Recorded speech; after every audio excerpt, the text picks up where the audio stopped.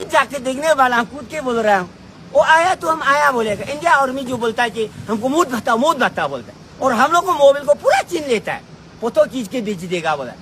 तो इसका मतलब तो अरुणाचल को चाइना को लेने देने के लिए वही करता होगा। हम खुद की सोचता है ना, हम क्यों झूठ बोलना है? तो उससे हम झूठ बोलकर हम क्या लेना क्या देना है ना। तो इसीलिए ये चीज है कि अभी क्लियर कट बता रहा है। तो आपका गवर्नमेंट जो ऊपर सुबनसिरी लास्ट बॉर्डर को चाइना लेने दो, सोचता है तो चुपचाप भी नसीबी ठीक है, आपको आओ जाओ बोलकर जबरदस्ती कोई बात नहीं है ना। ये अरुणाचल जो या ऊपर सुबनसिरी इंडिया का जगह है, अरुणाचल इंडिया का जगह है। सोचने से ये जो बोलने वाला को झूठ है, नहीं बोलने से अच्छा है मेरा तरफ से। Thank you sir. जय हिंद। कर्नल जय सोडी सर, जय हिंद। बहुत बहुत शुक्रिया समय देने के लिए। Thank you sir. जय हिंद राजेश जी, ये मेरा सौभाग्य कि मैं आपके चैनल पर हूँ। थैंक यू सर, आपने समय दिया, शुक्रिया इसके लिए। दरअसल अरुणाचल प्रदेश को लेकर मैंने आपके साथ बातचीत करनी थी, एलएसी को लेकर ही पूरी बातचीत करनी थी। दरअसल कुछ लोकल्स ये वीडियो सामने आ रही हैं जो कह रहे हैं कि भाई यहाँ पर अतिक्रमण हुआ है, चाइना अंदर घुसा है। हालांकि वो बात अलग है कि पेमा खांडू जो कि सीएम अरुणाचल प्रदेश के, वो इनकार कर रहे हैं, लेकिन जो बीजेपी के सांसद हैं वो तस्दीक करें इस बात की कि यस, कुछ ना कुछ अरुणाचल प्रदेश में जरूर हुआ है। इस बीच एनएसए अजीत डोभाल का अचानक से बीजिंग पहुंचना और वहां पर वांगी के साथ मुलाकात करना, क्या सर अरुणाचल प्रदेश को लेकर टेंशन दोनों देशों में बढ़ रही है सर? राजेश जी, इसमें कोई शक नहीं है कि अरुणाचल प्रदेश अब एक मेन मुद्दा हो रहा है टेंशन्स का, चीन और भारत के बीच में। सॉरी जी 2 साल पहले जब मैंने अगस्त 2024 में अपनी किताब प्रकाशित की थी जिसका शीर्षक था China's war cloud, the great Chinese checkmate, उसमें मैंने आंकड़े और तथ्यों के साथ लिखा कि चीन का एक बड़ा सैनिक लक्ष्य अरुणाचल प्रदेश है। उसका सबसे पहला और बड़ा सैनिक लक्ष्य है ताइवान। उसके बाद एक छोटा जंग करेगा वो स्पार्टले आइलैंड्स के लिए, और फिर तीसरी जो बड़ी जंग होगी वो होगी अरुणाचल प्रदेश के लिए, जो कि पाकिस्तान के साथ मिलकर टू फ्रंट वॉर होगी। ओके। जब मेरी ये किताब प्रकाशित हुई तब बांग्लादेश पूरी तरह भारत के साथ खड़ा था, तो मैं टू फ्रंट वॉर की मैंने बात की उस किताब में। लेकिन उसके बाद काफी चीजें बदल चुकी हैं। पिछले साल ही 8 जुलाई को जनरल अनिल चौहान, जो कि भारतीय सशस्त्र बल के चीफ ऑफ डिफेंस स्टाफ थे और अभी कुछ समय पहले रिटायर हुए, उन्होंने बयान दिया था पिछले साल कि जिस तरह से चीन, पाकिस्तान और बांग्लादेश की नजदीकियां बढ़ रही हैं, ये आने वाले समय में भारत की अखंडता और सुरक्षा के लिए दिक्कत पैदा करेंगी। तो ये जो अरुणाचल प्रदेश में ये वारदातें हो रही है, हालांकि औपचारिक और आधिकारिक तौर पे उसका खंडन किया गया है, लेकिन जैसे आपने कहा कि कुछ लोकल्स कह रहे हैं, कोई मेंबर ऑफ पार्लियामेंट ने भी कहा है, लेकिन अगर हम ऑफिशियल तथ्यों के साथ भी जाएं कि ऐसा कुछ नहीं हुआ है, लेकिन एक चिंता का विषय तो है कि एक हाथ पे लोकल्स कुछ और कह रहे हैं, मेंबर ऑफ पार्लियामेंट कुछ कह रहे हैं, दूसरे हाथ पे औपचारिक आधिकारिक बयान कुछ और है। तो ये एक चिंता का विषय तो है। और जैसे मैं कई बार आपके चैनल पे कहता हूं कि अरुणाचल प्रदेश अब चीन के रडार पे है, तो ये डेफिनेटली एक बहुत संगीन विषय है। और मैं कई जगह मैं ये भी मैं अब एडवोकेट करता रहा हूं कि देखिए, जहां तक चीन की बात है, चीन और पाकिस्तान अपनी युद्ध की तैयारी पूरे जोर शोर से कर रहे हैं।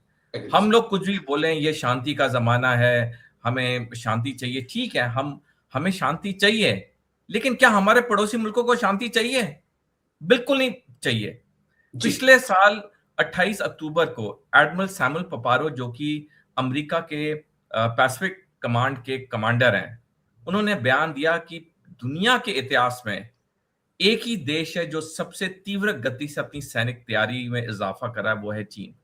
अब आप मेरे को बताइए राजेश जी कि अगर एक देश इतनी बड़ी तैयारी कर रहा है, सैनिक तैयारी कर रहा है, तो वो क्या अंडे प्याज बेचने के लिए कर रहा है? उसके सैनिक लक्ष्य हैं। जब चीन जानता है दुनिया का कोई देश नहीं है, अमेरिका तक में हिम्मत नहीं है चीन पे हमला करने के लिए, तो फिर चीन इतनी बड़ी सैनिक तैयारी क्यों कर रहा है? अगर हम इतिहास में जाएं, क्योंकि इतिहास से सीखना बहुत जरूरी होता है। दूसरे विश्व युद्ध से पहले जब 30 जनवरी 1933 को जब हिटलर जर्मनी का चांसलर बना, उसने अगले 6 साल में जर्मनी की इतनी सैनिक शक्ति में इजाफा किया और दुनिया को पता भी नहीं चला, और उसने इजाफा किया और जब उससे कोई लोग पूछते भी थे तो कहता था नहीं, ये शांति के लिए। वो शांति शांति के ढकोसले में वो दुनिया का बेवकूफ बनाता रहा। और जब उसने 1 सितंबर 1939 को पोलैंड पे हमला किया, उसके बाद दूसरा विश्व शुरू हुआ, तब दुनिया चकाचौंध रह गई कि ये देश जिसपे इतने प्रतिबंध लगे थे पहले विश्व युद्ध के बाद, जिसे ट्रीटी ऑफ वर्साइले के नाम से जाना जाता है, जो किसी देश ने सोचा नहीं था कि जर्मनी दोबारा इतने कम समय में खड़ा हो जाएगा, उसने पोलैंड पे हमला कर दिया। और उसके बाद जो क्या हुआ वो तो हम सारे जानते हैं। यानी कहने का मतलब है, कोई भी देश अगर इतनी बड़ी सैनिक तैयारी कर रहा है, जब उसे पता कि उस पर कोई हमला नहीं कर सकता है, तो डेफिनेटली वो किसी सैनिक लक्ष्य के लिए कर रहा है। अब पाकिस्तान के लिए सैनिक लक्ष्य है जम्मू कश्मीर, चीन के लिए है अरुणाचल प्रदेश। और जो मैं कई बार आपके शो पे कहता हूं कि हमें 3 फ्रंट वॉर के लिए तैयार होना होगा। बांग्लादेश बेशक सैनिक तौर पे मोर्चा खोले ना खोले राजेश जी, लेकिन उसकी हमें तैयारी करनी होगी, जो हमने 5 अगस्त 2024 से पहले नहीं की, क्योंकि वो हमारा टूट मित्र था भूटान की तरह। लेकिन सारा समीकरण अब बदल चुका है 2 साल में। 1947 के बाद भारत के लिए अगर कोई सबसे बड़ी चुनौती या चैलेंज है, वो है ये 3 फ्रंट वॉर, जो कि कभी भी 2030 के बाद होगी। बेशक बांग्लादेश, जैसे मैंने कहा, सैनिक तौर पर मोर्चा खोले ना खोले, लेकिन उसके लिए हमें तैयारी पूरी करनी होगी। और एक आखिरी टिप्पणी करना चाहूंगा। एक प्रसिद्ध कहावत है जो कहती है, अगर किसी देश पे 1% भी युद्ध का खतरा हो, उस देश को 100% तैयार होना चाहिए। जाके देखने वाला हम कूद के बोल रहा हूँ, वो आया तो हम आया बोलेगा। इंडिया आर्मी जो बोलता है कि हमको मूड भत्ता बोलता है, और हम लोग को मोबाइल को पूरा छीन लेता है, पोतो खींच के बेच देगा बोला। तो इसका मतलब तो अरुणाचल को चाइना को लेने देने के लिए वही करता होगा। हम खुद की सोचता है ना, हम क्यों झूठ बोलना है? तो उससे हम झूठ बोलकर हम क्या लेना क्या देना है ना। तो इसीलिए ये चीज है कि अभी क्लियर कट बता रहा है। तो आपका गवर्नमेंट जो ऊपर से लास्ट बॉर्डर रखो, चाइना लेने दो, सोचता है तो चुपचाप बिजनेस भी ठीक है, आपको आओ जाओ बोलकर जबरदस्ती कोई बात नहीं है ना। ये अरुणाचल जो या ऊपर से इंडिया का जगह है, अरुणाचल इंडिया का जगह है, सोचने से ये जो बोलने वाला को झूठ है, नहीं बोलने से अच्छा है मेरा तरफ से। Thank you. जाके देखने वाला हम कूद के बोल रहा हूँ, वो आया तो हम आया बोलेगा। इंडिया आर्मी जो बोलता है कि हमको मूड भत्ता बोलता है, और हम लोग को मोबाइल को पूरा छीन लेता है, पोतो खींच के बेच देगा बोला। तो इसका मतलब तो अरुणाचल को चाइना को लेने देने के लिए वही करता होगा। हम खुद की सोचता है ना, हम क्यों झूठ बोलना है? तो उससे हम झूठ बोलकर हम क्या लेना क्या देना है ना।